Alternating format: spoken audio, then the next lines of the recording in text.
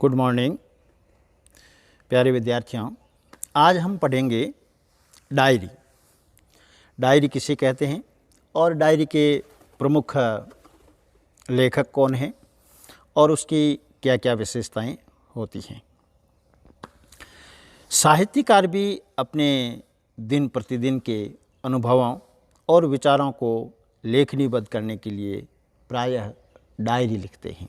कौन? साहित्यकार। सामान्य व्यक्ति भी लिख सकता है, लेकिन साहित्यकार जो अपने दिन प्रतिदिन के अनुभवों को, विचारों को लेखनीबद्ध करने के लिए डायरी लिखता है। डायरी में प्रतिदिन के निरीक्षणों, अनुभवों और कार्यों का ब्यौरा लिखा जाता है। किसका?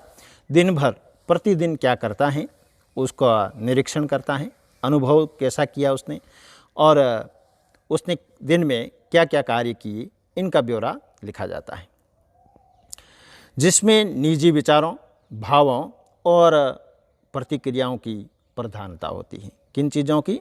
अपने निजी विचार होते हैं और निजी भाव होते हैं और प्रतिक्रिया होती है उसके प्रति। आज गद्य की एक विधा के रूप में किसी दिन किसी विशेष कारण से उत्पन्न विचारों एवं अनुभूतियों को प्रकाशित किया जाता है। किस रूप में? कि एक विधा के रूप में डायरी जो है आज के समय में एक गद्य साहित्य के रूप में, गद्य विधा के रूप में किसी दिन किसी विशेष कारण से उत्पन्न जो व्यक्ति के विचार हैं एवं उसकी अनुभूतियों को प्रकाशित किया जाता है। डायरी में अपनापन होता है। क्या होता है? अपनापन। इसीलिए इससे उसके लेखन के व्यक्तित्व की झलक मिल जाती है। किसके कारण? अपनापन के कारण, कि लेखक का व्यक्तित्व कैसा है। डायरी के लिए दैनिकी, दैनंदिनी आदि शब्दों का भी प्रयोग किया जाता है। डायरी और आत्मकथा में यही अंतर है। डायरी और आत्मकथा हैं, उसमें कुछ अंतर हैं। डायरी में प्रतिदिन के ताज़े अनुभव होते हैं। किसमें? डायरी में ताज़े अनुभव होते हैं प्रतिदिन के। आत्मकथा में जीवन के अतीत की यादें होती हैं। इतना अंतर होता है कि आत्मकथा और डायरी में प्रतिदिन के ताज़े अनुभव हैं और आत्मकथा में जीवन के अतीत के अनुभव हैं। बनारसी दास चतुर्वेदी, अज्ञेय, धर्मवीर भारती, मोहन राकेश, राजकमल चौधरी, अमृत राय नागर, इलाचंद जोशी आदि साहित्यकारों की डायरियाँ बड़ी उल्लेखनीय हैं।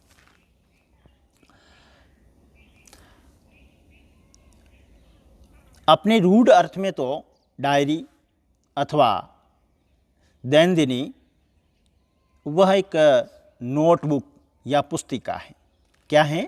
रूढ़ अर्थ में तो डायरी या दैनंदिनी या तो एक पुस्तक है या एक नोटबुक है, जिसमें प्रतिदिन की घटनाओं अथवा दिन भर में किए गए कार्यों का लेखा जोखा दर्ज किया जाता है। किंतु व्यापक अर्थ में डायरी दैनिक व्यापारों और घटनाओं को व्यापक एवं परीक्षणात्मक रूप से ब्यौरेवार लिखने का साधन भी है। किस रूप में? इसका व्यापक रूप लेते हैं तब हम देखते हैं कि डायरी में या दैनिकी में, दैनिक व्यापारों में, कि दैनिक हमेशा व्यक्ति क्या कार्य करता है और किस प्रकार की उसके साथ में घटनाएं घटित होती हैं, उसका व्यापक एवं परीक्षण करके उसका क्रमबद्ध रूप से ब्यौरा लिखा जाता है। ये ब्यौरा लिखने का साधन भी है डायरी, जिसमें व्यक्ति अपने कुछ अथवा सारे अनुभवों को आत्मनिरीक्षण के साथ दैनिक रूप में लिखता है। यानी कुछ विचार लिखेगा और या फिर सारे अनुभव दिन भर के उनको आत्मनिरीक्षण करके अच्छी तरह से उसको देख करके, अनुभव करके फिर डायरी में लिखना प्रारंभ करेगा। डायरी के माध्यम से लेखक के सद्य स्फुरित भावों तथा विचारों की अभिव्यक्ति मिलती है। क्या? उसके भावों की और उसके विचारों की अभिव्यक्ति डायरी में मिलती है। डायरी के लिए दैनंदिनी, दैनिक, रोजनामचा, यानी डायरी को रोजनामचा भी कहते हैं, शब्द भी पर्यायवाची के रूप में प्रयोग में लिए जाते हैं।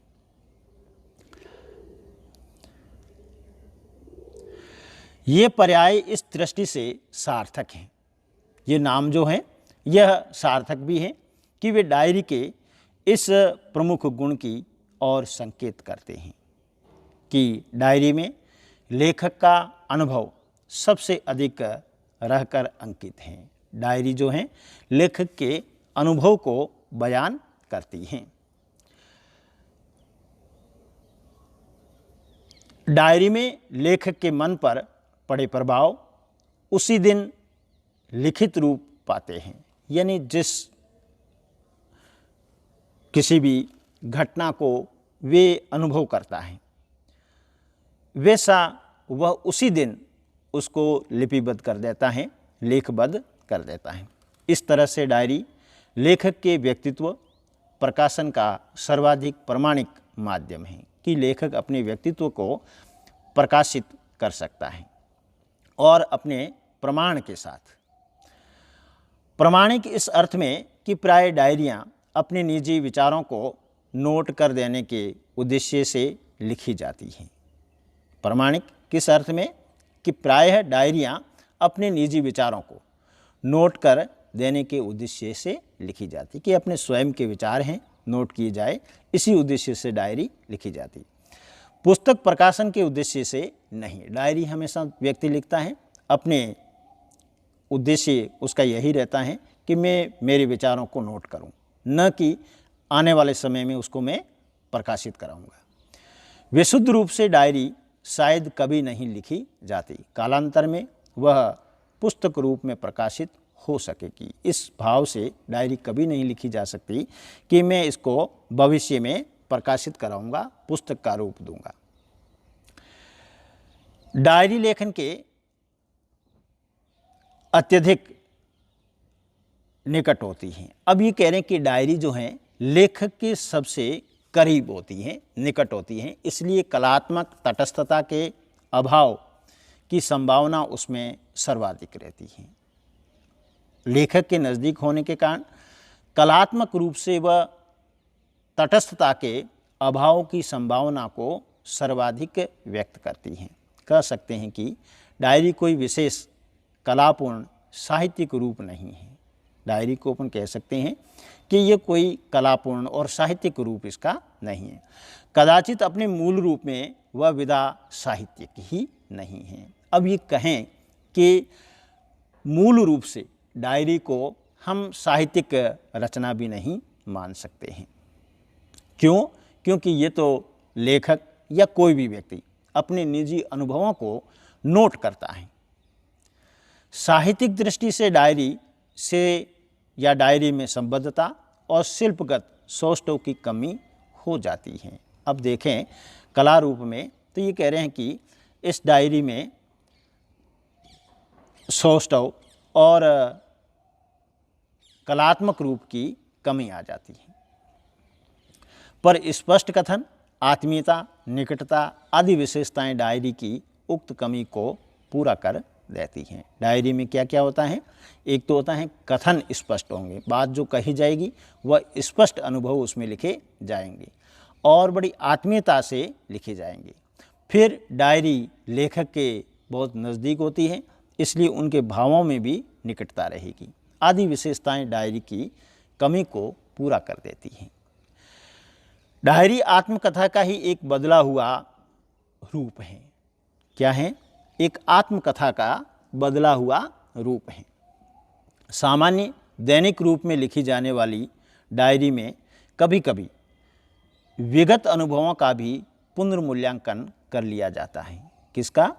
जो हमारे बीते हुए अनुभव हैं उनका डायरी के रूप में हम पुनर्मूल्यांकन भी कर सकते हैं।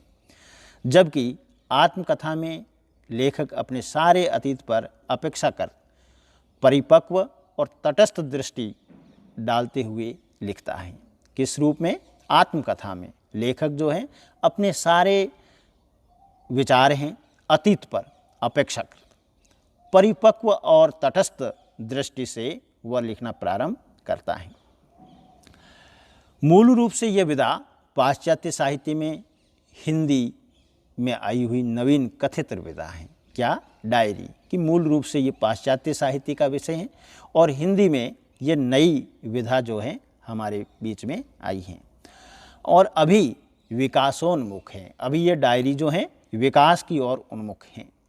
हिंदी में कभी कुछ एक डायरियाँ ही प्रकाशित हुई हैं कि हिंदी में अभी तक थोड़ी बहुत ही डायरियाँ प्रकाशित हुई हैं, अधिक नहीं। जिनमें घनश्याम दास बिड़ला की डायरी के कुछ पन्ने, मुक्तिबोध लिखित एक साहित्यकार की डायरी, मलयज लिखित डायरी और विजेंद्र की डायरी, राजेश जोशी की डायरी, हेतु भारद्वाज की डायरी आदि प्रमुख है। मलयज लिखित डायरी साहित्यिक जगत की चर्चित डायरी कही जा सकती है। प्यारे विद्यार्थियों, आज हम इस डायरी विद्या का या कथातर साहित्य के अंतर्गत जो डायरी विधा है उसका सामान्य परिचय प्राप्त कर इस टॉपिक को यहीं ख़त्म कर रहे हैं। धन्यवाद।